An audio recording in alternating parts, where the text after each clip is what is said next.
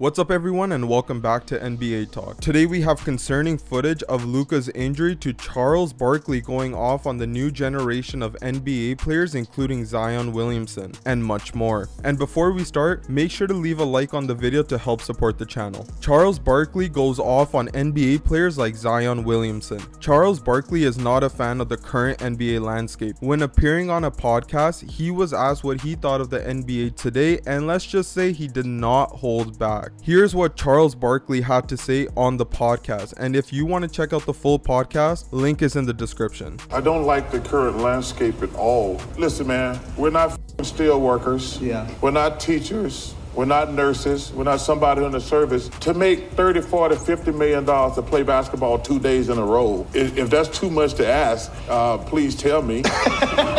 In my day, I made $5 million, which is a ton of money. Now these guys are making 50, 60 million.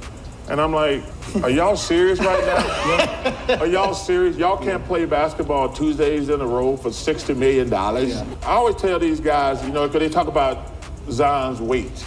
Yeah. Let me tell you something. He's making like $40 million. I'd be anorexic for $40 million.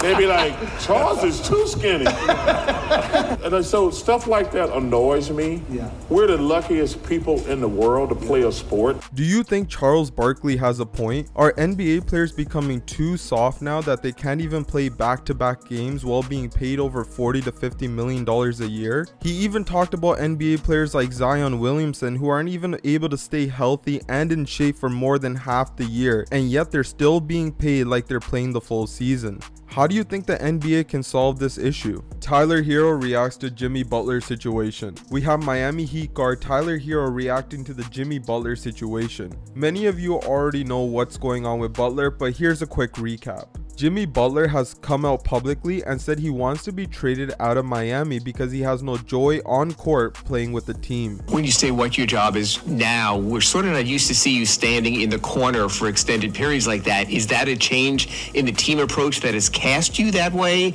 And for you to be your best version of yourself, can that be your role and you thrive to the best of your ability? It can be my role here. But I mean, that's not what I'm used to being. What will fix it? What do you want to see happen to fix it? I want to see me get my joy back from playing basketball. And wherever that may be, we'll find out here pretty soon. But can you get your joy back here on the court? Probably not.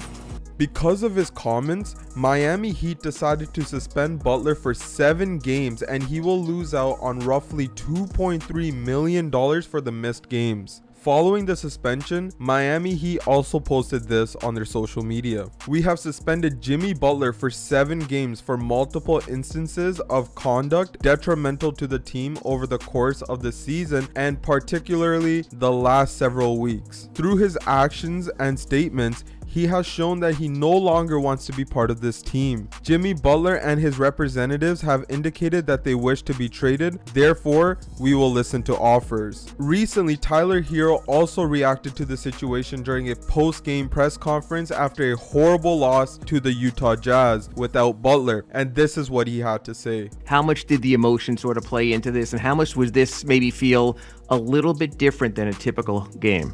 I mean, we're trying to put all that stuff past us and really worry about the guys in the locker room and the guys that are going out there on the court, every single night. So just trying to, bring a collective spirit, that can, really rally around each other to help win these games, at this point in the season. Tonight obviously wasn't, how we imagined it or pictured it, but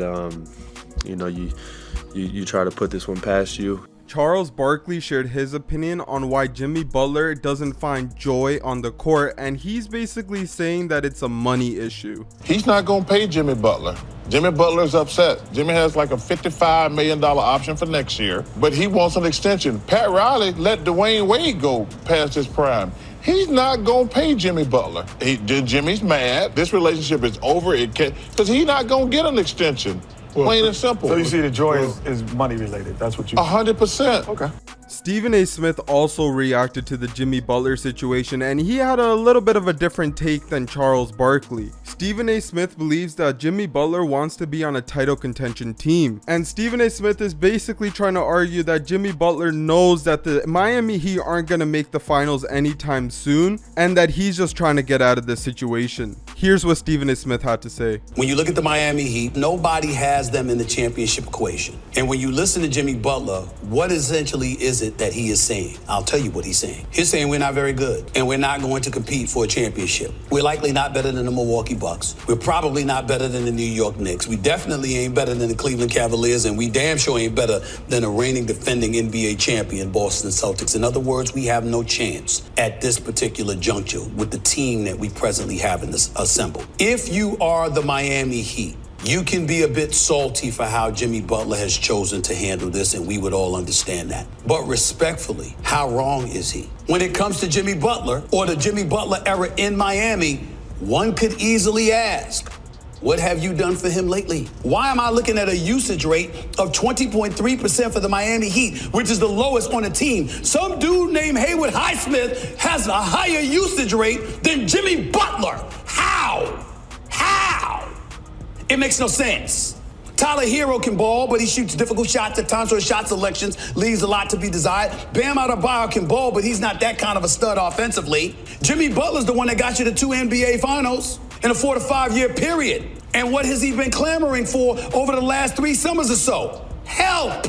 Where do you think Jimmy Butler will be traded? Let us know down in the comment section below. Concerns rise for Luka's health. Let's talk about NBA fans being concerned for Luka's health after recent footage has surfaced online. For those of you who don't know, during Christmas Day, Luka was driving in on Timberwolves defender Jaden McDaniels and suffered a left calf strain, leaving many Maverick fans worried he is going to be reevaluated in a month according to Shams. During the Mavericks vs Cleveland game this past Friday, a fan took this video of Luka going back to the locker room, and let's just say things are not looking that good.